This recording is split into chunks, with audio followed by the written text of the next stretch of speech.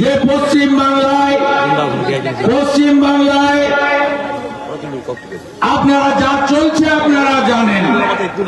পশ্চিম বাংলায় মমতা ব্যানার্জি এসে রতন টাটা সহ ৬,৮৮৮ শিল্প তাড়িয়েছে, ৮,২০০ স্কুল বন্ধ হয়েছে, চোরি চোরি চোরি চোরি চোরি, সব জায়গায় চুরি, কয়লা চুরি, বালি চুরি, পাথর চুরি, মোরাম চুরি, ১০০ দিনের কাজ চুরি, শৌচালয় চুরি, রাস্তা চুরি, গাছ চুরি, বালু চুরি, বাকি কিছু নেই। কিছুদিন আগে বারাসাতে মারা গেছিল একজন, তার পোস্টমর্টমে চৌকো চুরি করে নিয়েছে এরা পোস্টমর্টম ঘর থেকে। আর কয়েকদিন আগে কলকাতাতে আন্তর্জাতিক প্লেয়ার নক্ষত্র মেসিকে নিয়ে কি হলো আপনারা দেখলেন। এটা কয়েকশো কোটি টাকার চুরি। বক্তব্য রাখতে রাখতে কেউ বলল ডিজিপি রাজীব কুমারকে শোকজ।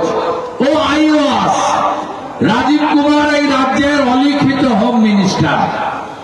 আইওয়াস বলল অরূপ বিশ্বাস তাকে পদত্যাগ করতে বলা হয়েছে। আর পদত্যাগে কিছু হবে না মুখ্যমন্ত্রী, আমরা গ্রেপ্তার চাই অরূপ বিশ্বাস এবং সুজিত বসু। আপনারা যত যুবক ছেলের ইমোশন, আমাদের ইয়াং ছেলেদের ইমোশন আপনারা নিয়েছেন, টাকাগুলো ফেরত দিন। টাকা আপনাকে ফেরত দিতে হবে। আপনি দর্শকদের পিটিয়েছেন আপনার পুলিশ, আবার জেলে পুরেছেন। আগে তাদের জামিন দিন, তারপরে আপনার সঙ্গে কথা হবে। আসল কথা কি জানেন? গতকাল হাইকোর্ট খোলার পরে আপনাদের বিরোধী দলনেতা জনস্বার্থের মামলা করে দিয়েছে। আজকে হাইকোর্ট বলেছে বৃহস্পতিবার শুনব। মমতা ব্যানার্জি তার 15 বছরের মুখ্যমন্ত্রিত্ব কালে এই প্রথম গাড়ি ঘুরিয়ে নিয়ে পালিয়ে গেছে, যুব ভারতের গেট থেকে। কারণ কি? কারণ হলো মমতা ব্যানার্জির এই চুরি, দুর্নীতি, নারীদের উপর নির্যাতন, আরজিকর থেকে দুর্গাপুর আইকিউ সিটি, এই যে সীমাহীন মা বোন কন্যাদের উপরে গণধর্ষণ, অত্যাচার, খুন, তলানিতে চলে যাওয়া জনপ্রিয়তা, সীমাহীন তোষণ, জামাতিদের সঙ্গে উঠা বসা, হিন্দুদের বিরুদ্ধে যুদ্ধ ঘোষণা করা। তারপরে মমতা ব্যানার্জি জানতেন যে আগামী নির্বাচনে বৈতরণী পার হওয়া যাবে না, তাই মেসিকে ব্যবহার করতে গেছিলেন।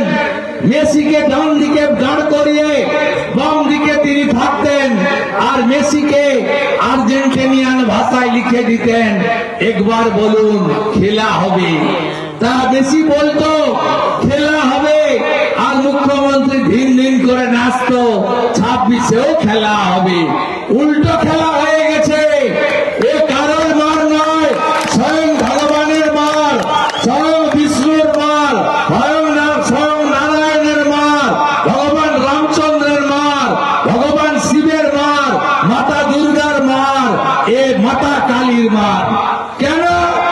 মমতা ব্যানার্জি যখন মহাকুম্ভে আমরা ডুবকি লাগিয়েছি, তখন ममता बनर्जी बोले ये महाकुंभ नहीं है, मृत्यु कुंभ है।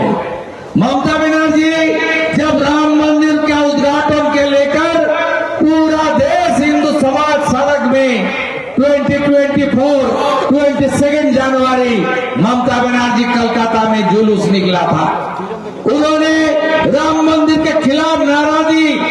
सबको मालूम है ममता बनर्जी राम मंदिर का खिलाफ है। और कुछ दिन पहले उन्होंने हिंदू धर्म को गंदा धर्म बताया, इसलिए भगवान का मार, बाबा महादेव का मार, ये मार हो गया।